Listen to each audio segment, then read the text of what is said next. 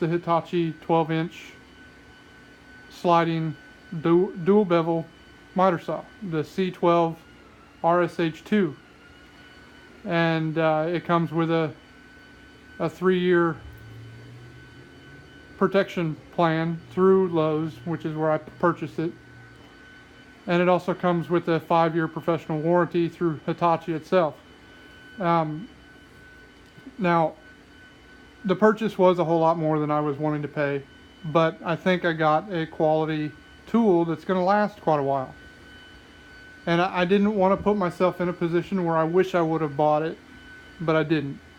So what I'm going to do today is I'm going to go through the unboxing and assembly of this tool and kind of give it my first overall look, rundown, and I'll do it with you here, and we'll see what we can come up with, what we like and what we don't like right out of the box. But I think we're going to be pleasantly surprised.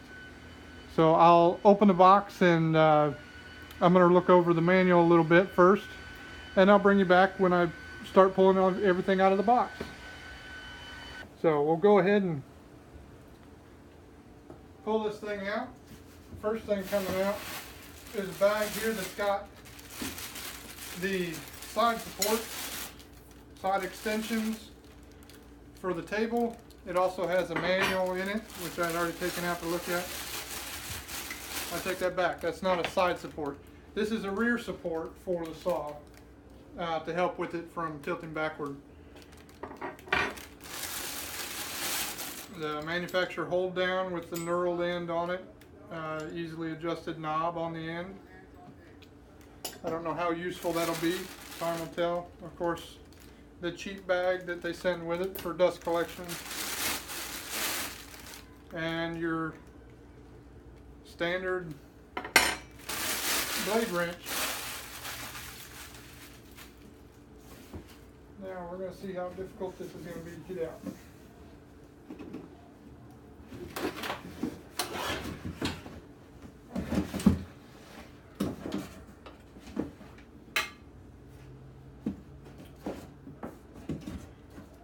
Very possibly could be a little easier if you had a second person.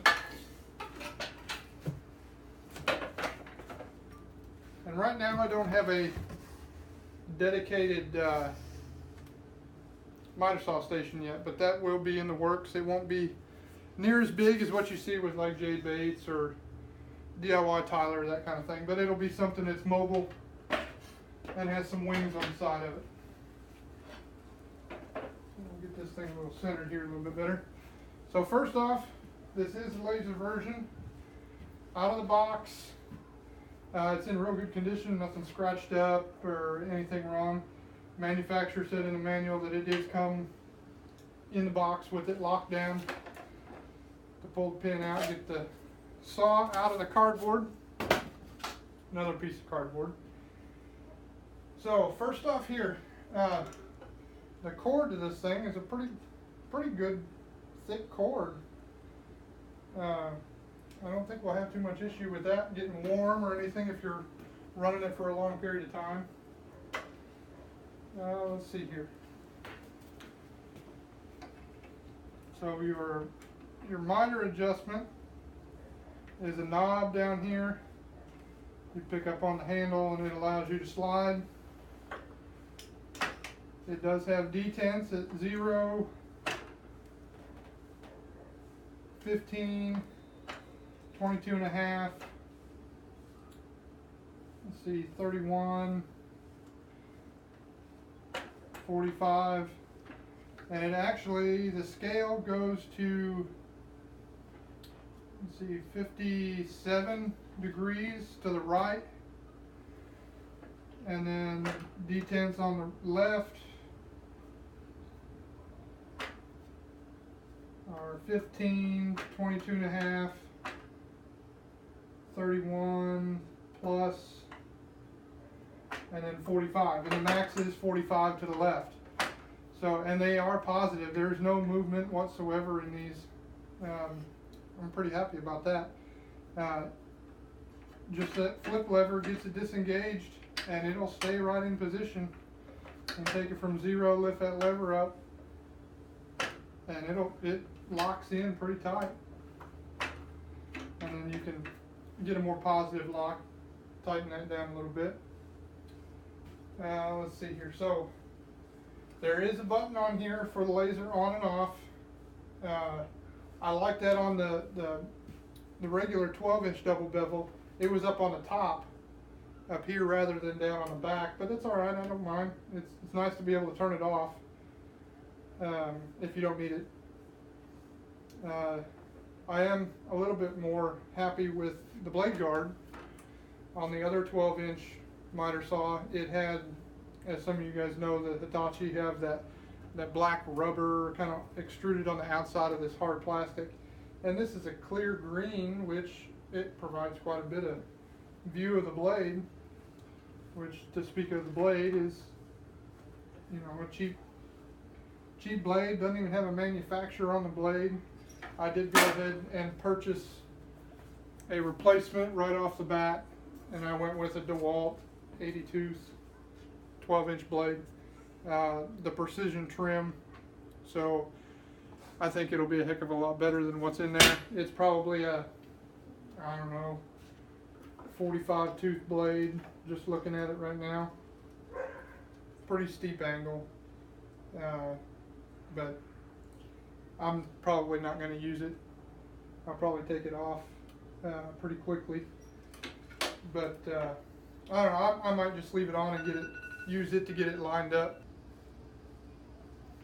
Alright, the other thing I noticed here right off the start here is this handle is ambidextrous, which I love, man. It's hard to find saws that don't have it just right hand standard, you know, hard to use left-handed if you need to, and control that safety switch. This one doesn't even have a safety switch on it. It's a trigger pull, and you're good to go, man. It's pretty nice. You can see it here. Quick, easy on the hand. You don't have your hand tilted the same way, and you're right over top of the blade, so you're not putting any sideways racking to it when you're pushing down for the cut. The motor is mounted right over top, centered over top of the blade. It's really balanced, I think, and yeah, it's a well designed piece of equipment here. So we'll go back to, I'll just move us here so you can see. Of course, you got your depth stop knob here. You can adjust to stop if you're not wanting to cut all the way through. Stop that blade whatever depth you're wanting to do, and pretty easily adjusted. It has the adjustable auxiliary fences for like crown molding and such. You can move them out of the way if you're not using them. You definitely have to move them out of the way if you're making any bevel cuts or compound miter cuts. So I'm going to go ahead and remove these so you can see, and they come off really easy if you ever need to move them. And if coming out of the box, you're probably going to want to just at least check it for square and trueness of the cut. You can't ever take it for granted that it's 100% dead on. I mean, it's not a Festool product, and you know, I'm not sure even if Festool comes 100% accurate out of the box, but anything I ever get, I usually check anyway. So to adjust your compound cut, you've got this big handle on the back. Doesn't take much to move it. There's a little finger switch here to disengage the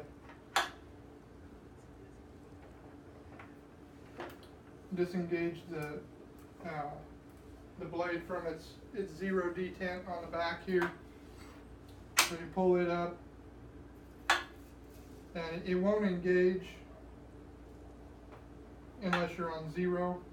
So you get it set, say you're making a 30-degree cut, get it set on 30. You gotta tighten it the right way here. It's left-hand thread apparently.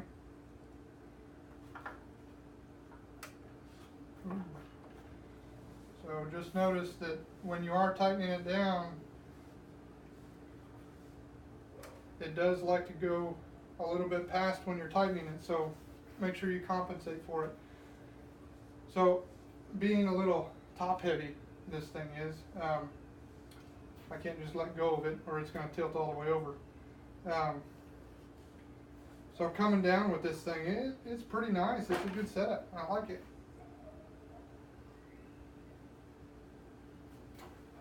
Alright, so we'll get this thing balanced back up here. And it locks in to keep it from falling. So this is your left bevel, and there is really nice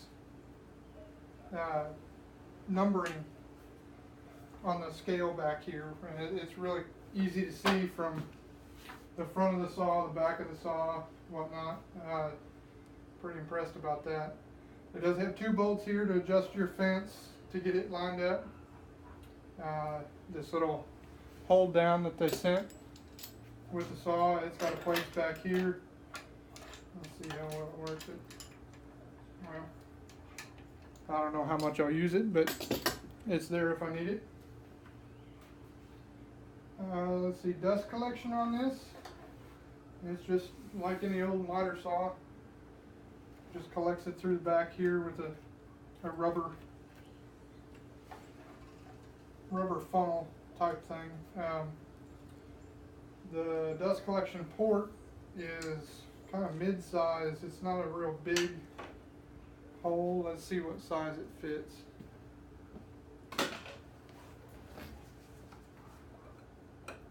Yeah, it's kind of an oddball size. I'll have to figure out something to make work on that. Maybe get a rubber sleeve to connect up to that, because I'm definitely going to have to hook my shop vac Cyclone mobile cart to it, just to try to collect some of it. I know it's not going to be the greatest. Miter saws in general are pretty heavily producing on sawdust. Let's see, we'll look at the sliding mechanism here. It is located on the side. We'll see how well that works. I'm not too concerned about it. The way everything's balanced, it works pretty well, I think. It's got some pretty nice bearings in it. A control knob where you can stop the slide if you just want a standard miter saw straight up and down. You know, it'll work really well. Do it when you have full range. I'm not going to make any cuts yet because, like I said, I don't have this thing on a sturdy base whatsoever. I'll go ahead and lock this down so it doesn't move. I'm going to turn this around and show you what I was talking about with this rear support that it comes with.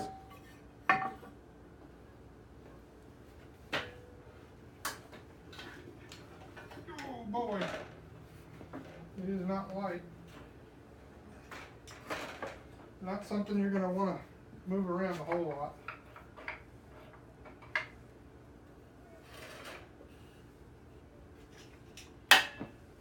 Perfect candidate for a mobile cart. So, alright, on the back here, there's 2 holes. And those 2 holes receive this bar. Now, I don't know how much you'll really need the bar, but I would assume that it would probably be a good idea to put it in. Simply because it's that extra protection. You can put a piece of thin wood under it or something to help give you some positive pressure on the back end to help balance it out. But if you have it on a cart, they do provide the 4 mounting holes in the base. The cast base here, 4 mounting holes, and they are beefed up pretty good on the bottom, so You know, you don't have to really wrench down on it, but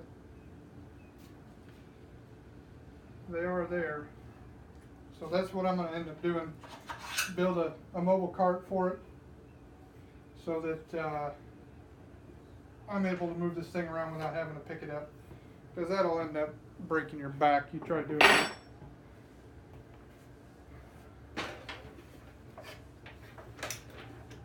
At least doing it more than one time.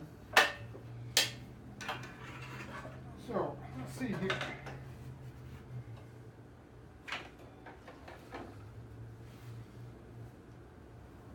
Alright, let's get in to see how this blade is attached and see if we can go ahead and take it off.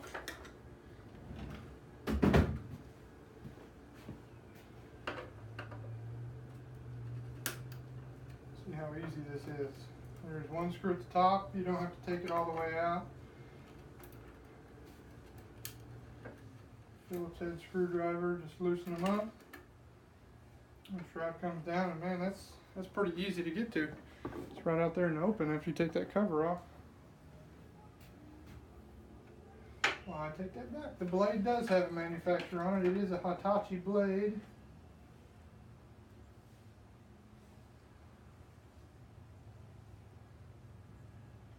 It does not have number of teeth on it, but it says max rated RPM is 5,000 RPM. So, and this saw is not a 5,000 RPM saw. Speed of 4,000 RPM, 1-inch arbor, 15 amp. I guess I can go through this here. The total weight of this thing is 59 pounds, so it is a beast. And it is meant to stay where you put it. Unless you have a cart that's on wheels, this thing is not going to be a friend to be moved around. The height of it, from the bottom of the bed to the top of the handle, is 28.5. I'm not sure if that's 28.5 with it open. Let's see here. No.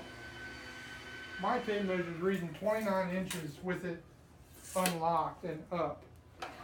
If you've got it down, let's see what it is here. Just under 23 inches. So, you know, I guess that's something to consider. Height really isn't the big contributing factor here to how big it is. It's more the length of it, front to back. And let's see here. So from your knob to the back, it's 36 inches deep from front to back. 36 inches deep. That's a pretty deep saw, and you know it's going to take up quite a bit of room. And the table width, just under. Well, I say it's just under. The table itself on top is 24 3/4. The bottom, the actual base itself, is 25.5. So it's got a pretty decent footprint to it. And like I said, right bevel angle, 0 to 45. Bevel stops right and left, 0 to 45. Miter angles, left 0 to 45. Right, like I said, to the right it goes 0 to 57 degrees. And the miter detent stops left and right, 0, 15, 22.5, 31.6, and 45. Man, this thing is nice, and I'm going to have a lot of fun getting this thing set up. I'm going to probably use John Heisz's video on how he trued up this saw. I think it's the exact same saw. His is a little older, but same concept. And I'm going to go through his video on how he adjusts this and get it fine-tuned and square all around. And I'll post a link in the video, a link in this video, so that you're able to go in there and see how he does it. And there's many ways to do it, but I just like how he worked with it. The one thing I read in the manual here is that you can adjust this table insert, the green plastic pieces here. You can bring them in closer if you're going to be doing a lot of just straight 90-degree cuts, you can bring them in close. But if you're going to do any mitering from the horizontal angle, you have to leave them open so that you don't cut through it.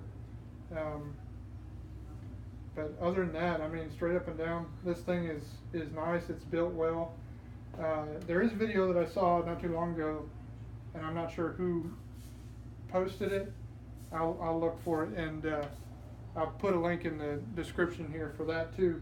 But it's a zero clearance wood insert for a miter saw. All in all, guys, I'm pretty impressed. I like this thing a lot.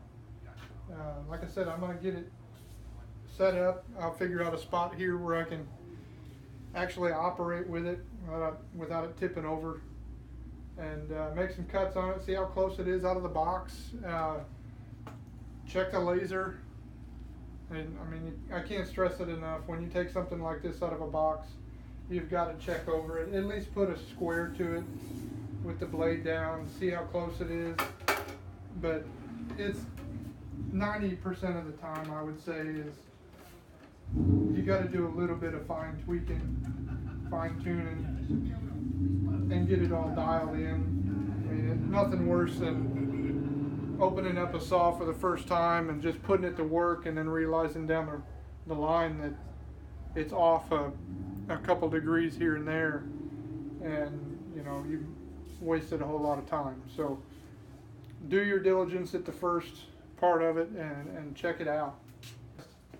But like I said, if you found something interesting in here or useful, hit that like button and share it. Get the word out, and we'll see how well Hitachi holds up down the road. So we'll see you next time, guys. Thanks for watching.